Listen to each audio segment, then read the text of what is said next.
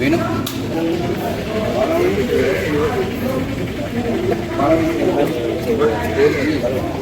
Good morning.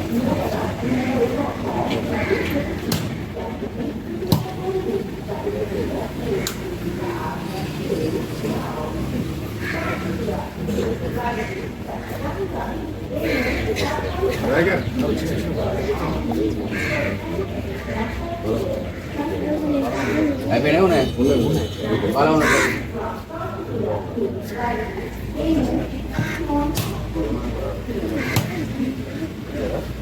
ఎన్ని ఒకటి ఉందా?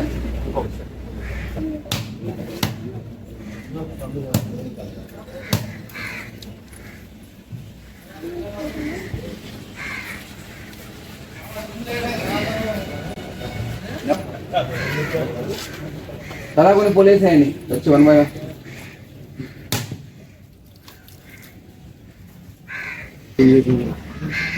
రండి మీరు రావాలి కూడా రండి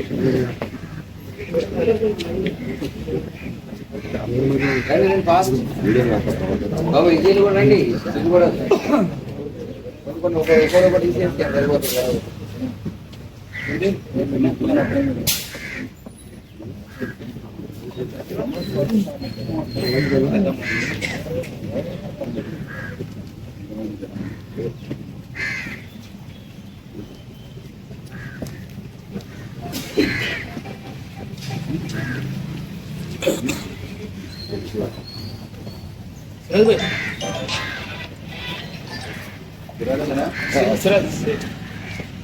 सावधान आगे सावधान सावधान उన్నారు आगे वेस्त्रम आगे सावधान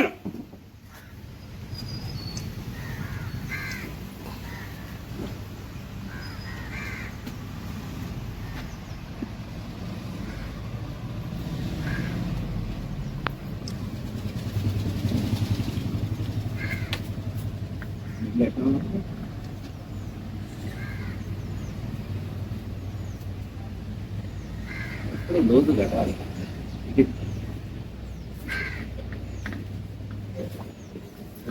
आगे जनसलाट కట్టు.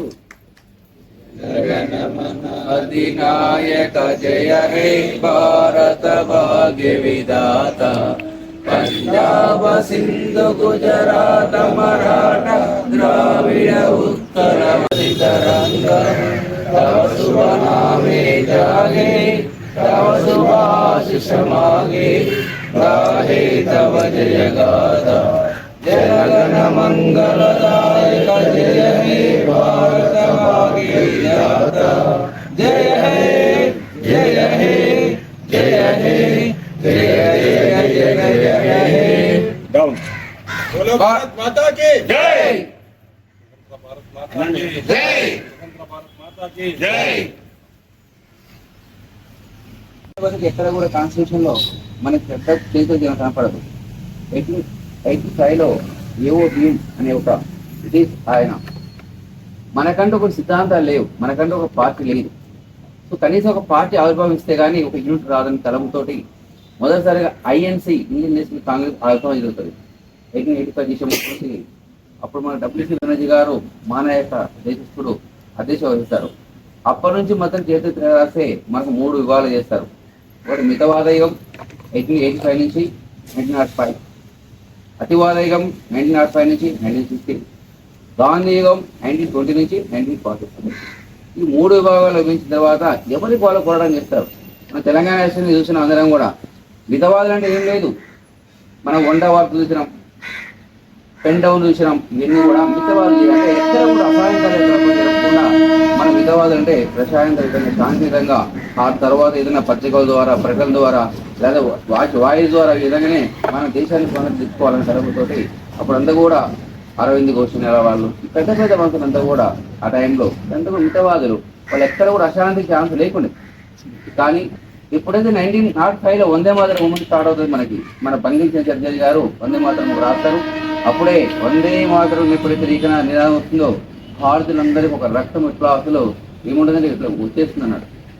సో దాంతో మితవాదులు అయితే వాళ్ళు విడిపోతారు. ఇట్లా చేస్తే ఎట్లా ఎన్నాళ్ళు అనుకుంటే వాళ్ళని ఏదో చేద్దామంటారు. దీనికి ఎగ్జాంపులే మనకి ట్యాంక్ బండ్ మీద అందరూ కూడా ఒక్కసారిగా ట్యాంక్ బండ్ ఏం జరిగింది అప్పుడు మిలియన్ మార్చ్లో ఒక్కసారి ఇట్లా ఉధృతమవుతుంది. అంటే శాంతియుతంగా పోయిన తెలంగాణ ఉద్యమం ఒక్కసారి ఇలా అయిపోయేటప్పటికి అందరిలో అట్లాంటి క్యాంపస్ లో కూడా కూరగాయలంతా వచ్చేసి రోడ్డు మీదకి వచ్చినప్పుడు ఒక చేంజింగ్ ఆఫ్ మాలికేషన్ దగ్గర అన్నం చేంజ్ చేసినప్పుడు ప్రతి తల్లి గుండె తెలంగాణలో ప్రతి తల్లి గుండె నా పిల్లలు ఇంత అన్యాయం అవుతుందా, తెలంగాణ ఇంత జరుగుతుందా అనేది దాంతో ఉద్యమం మొదలవుతుంది గ్రామాలలో.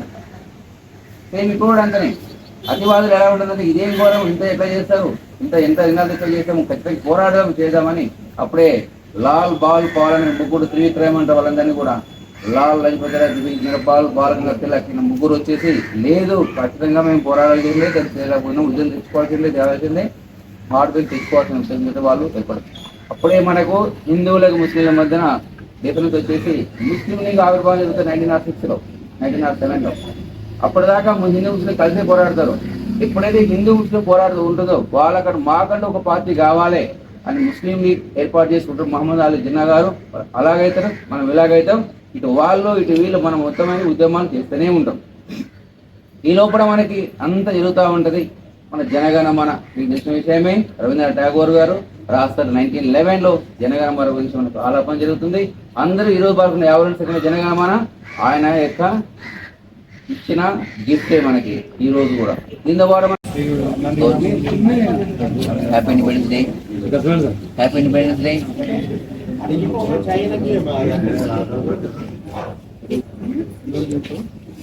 తల్లి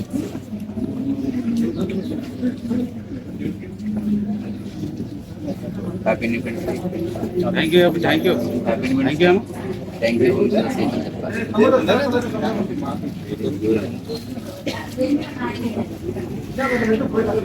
ఓకే, థ్యాంక్ యూ. 18 ఆగస్టు మనకు స్వాతంత్రం వచ్చి ఇప్పటికి 78వ సంవత్సరం. సో మనం ఈరోజు 78th సెలబ్రేట్ చేసుకుంటున్నాము. ఇక్కడ మన అందరి ప్రజలకి, మన ముఖ్యంగా షాదనగర్ ప్రజలందరికీ, ఇక్కడ మీడియా మిత్రులకి, మా సహోదరులకి అందరికీ, సహోదరులకి అందరికీ కూడా ఈరోజు ఇండిపెండెన్స్ వర్కింగ్ చేస్తున్నాను. అందరూ కూడా మంచి డెవలప్మెంట్లో ఉండాలని కోరుకుంటున్నాను. అలాగే అందరూ ప్రశాంతంగా హైరాడుకుండాలని భగవంతుని ప్రార్థిస్తున్నాను. Thank you.